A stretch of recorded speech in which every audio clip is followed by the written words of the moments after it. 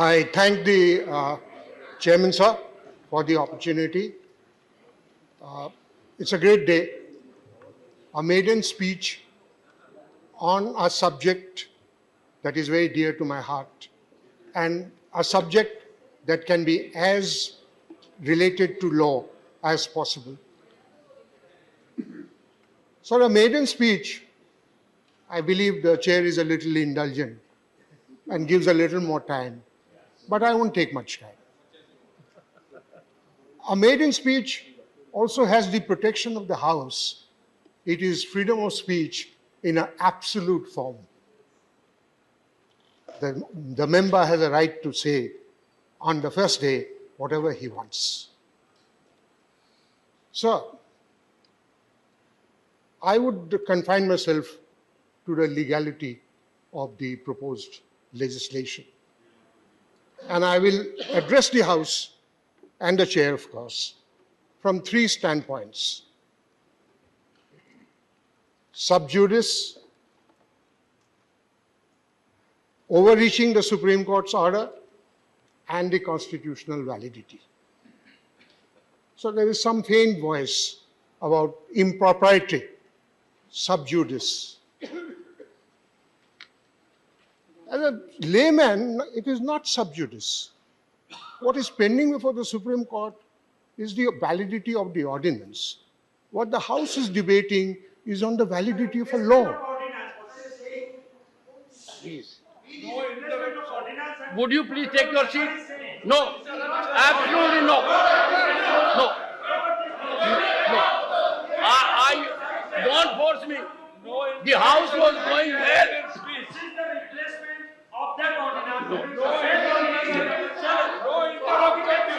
One second. All right. Do you want me to go further? Please take your seat. Mr. Chairman, I sir. will not allow. This is not good. Mr. No one Chairman, was sir. interrupted. You suddenly rise. The House is getting enlightened. Trust me. Mark every word. The House is getting enlightened, as was enlightened by others also. Please go ahead, sir. Mr. Chairman, sir. What is pending before the Supreme Court is the validity of the ordinance, and specifically two questions referred to the Constitution bench. That has nothing to do with what is being debated in the House, number one. Number two, this is for all the members of the House, and it has some importance so far as the relation between the judiciary and the executive is concerned. I would request all the members of the House to have a relook at Articles 105, 121, and 122. There is absolute freedom of speech in Parliament, and whatever a member says in Parliament cannot be questioned in a court of law. I do not find a similar constitutional provision restricting the debates in courts. What the courts cannot do under 121 is question the conduct of a judge in relation to a pending matter. The restriction that the House imposes on its own speech is self-imposed by the rules. And what do the rules provide? Mr. Chairman, sir, the rule says a member shall not discuss a matter of fact which is a court pending before a court of law. It's not a matter of fact that is what is being debated. It's a question of law. It is not even an interpretation of law. It's on a debate on law. Now, Mr. Chairman, sir, so where sub judice is concerned, the bill takes away 3A from the ordinance. To my mind, it's a perception, I may be wrong. To my mind, when 3A has been taken out of the ordinance and it is not there in the bill, the questions referred to the Constitution bench stands self-answered. Because if you read the order of the Supreme Court referring the matter to the Constitution bench, a copy of which I have got and I have read, my view is that the entire reference has been necessitated by the provision of 3A of the ordinance, which no longer exists. Therefore, it is the prerogative, the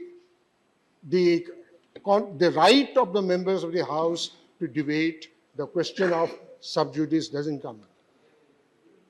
So far as overreaching or outreaching the order of the court, Supreme Court is concerned,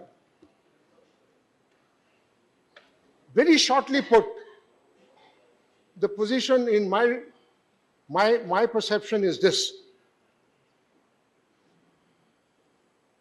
The state legislature makes laws for the states, the parliament makes laws for the union territories.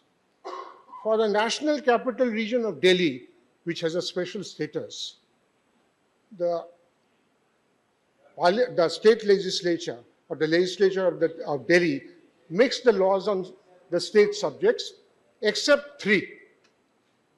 But as Mr. Jethmalani read out, by virtue of 239 3B, Parliament has a power to frame laws beyond these 3. And that is exactly what the bill is seeking to do. Therefore, there is no question of overreaching. And what has the Supreme Court repeatedly said? Paragraph 164, 2 conclusions. These are the 2 conclusions. The legislative, 164C, the Legislative Assembly of the NCTD has competence over entries in List 2 and List 3, except for the expressly excluded entries. In addition to entries in List 1, in addition to entries in the Union List, Parliament has legislative competence over all matters in List 2 and List 3 in relation to NCTD. This is the conclusion in paragraph 164. C. Paragraph 164F. The executive power of the NCD with respect to entries in List 2 and List 3 shall be subject to the executive power expressly conferred upon the Union by the Constitution or by a law enacted by Parliament. So this is the conclusion of the Supreme Court. And therefore,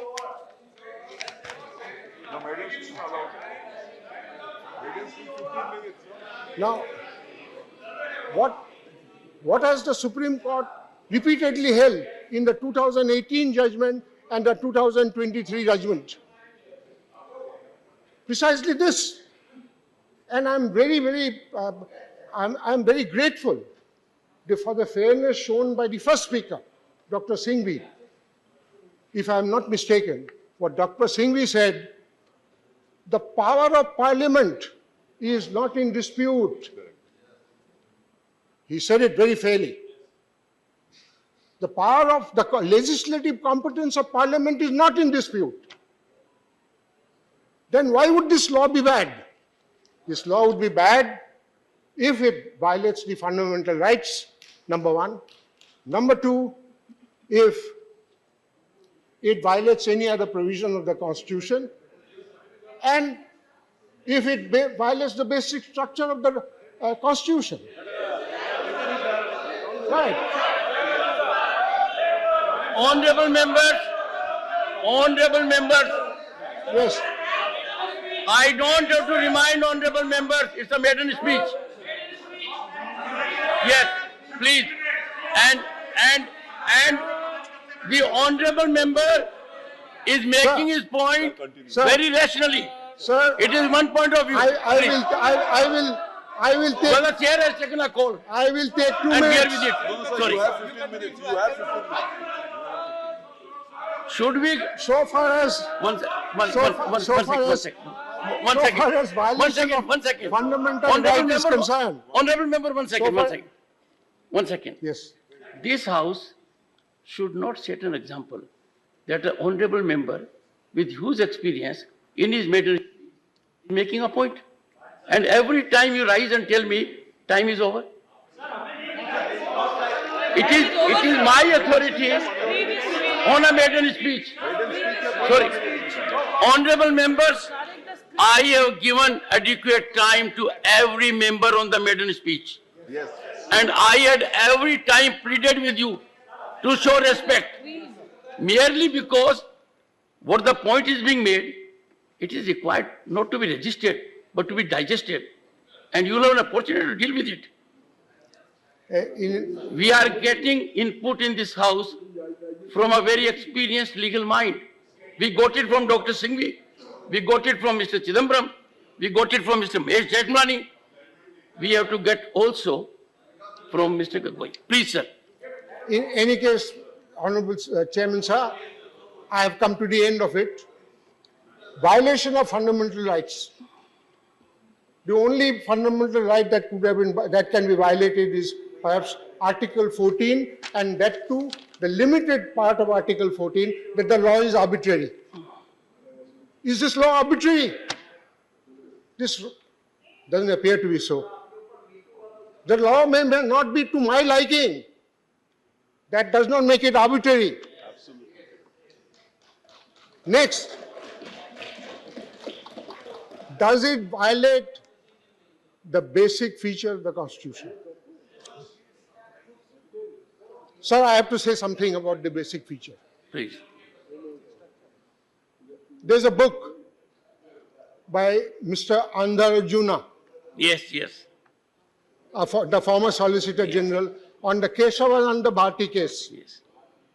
Having read the book, my view is that the doctrine of basic structure of the Constitution has a very debatable jurisprudential basis. I would not say anything more than this. It does not suit the ruling party, sir, that is why.